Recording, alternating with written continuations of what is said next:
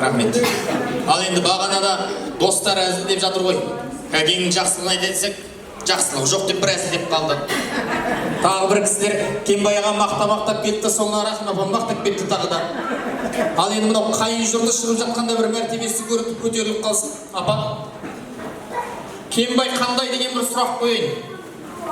Мына туыстар болып көп емес бір алтақ қасиетін айтыңыздаршы.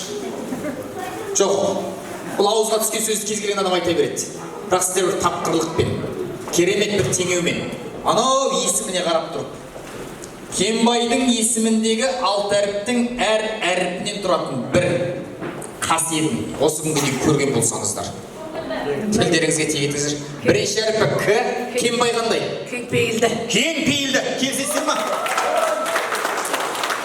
Екінші әріпі Е, Кембай қандай?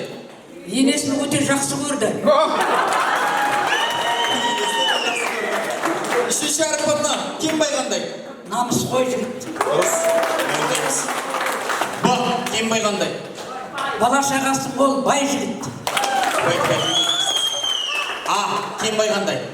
Ауылдасқа адал. Тамаша. Соңғы әрпі И, Кембай қандай? Енді ит мінезі бар.